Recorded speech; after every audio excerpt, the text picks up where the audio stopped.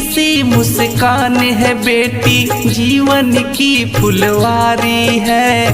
कुदरत की ये सुंदर रचना, खुशियों की किलकारी है। मीठी सी मुस्कान है बेटी, जीवन की फुलवारी है।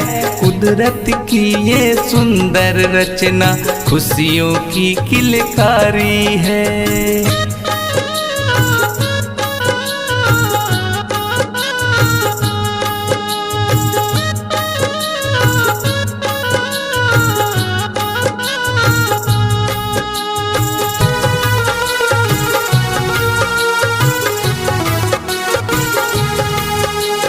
घर की चहल पहल बेटी, जीवन में खिला कमल बेटी।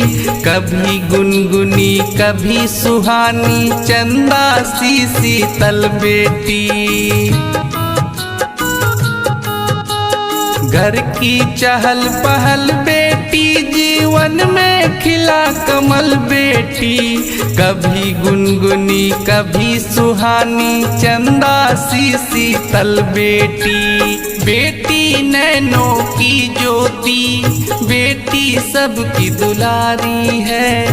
बेटी नैनों की ज्योति, बेटी सबकी दुलारी है। बेटी की तो बात निराली, ये तो लगती प्यारी है।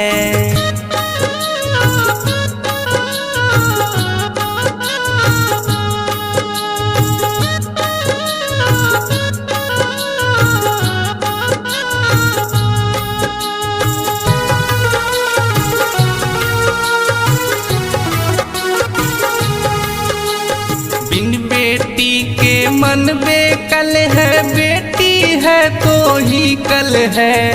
बेटी से संसार सुनहरा, बेटी खुशियों का पल है।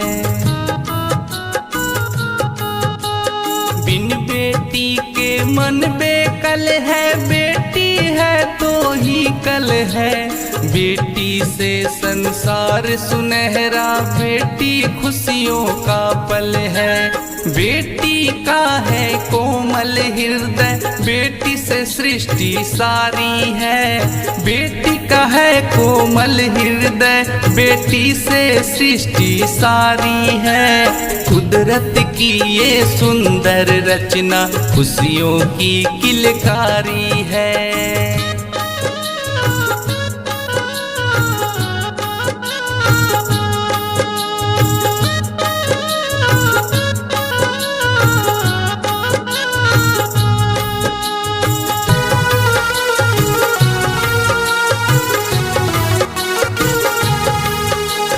दुनिया की असली दौलत इस जग में उसने पाई है। जिसके घर आंगन में लक्ष्मी रूप में बेटी आई है।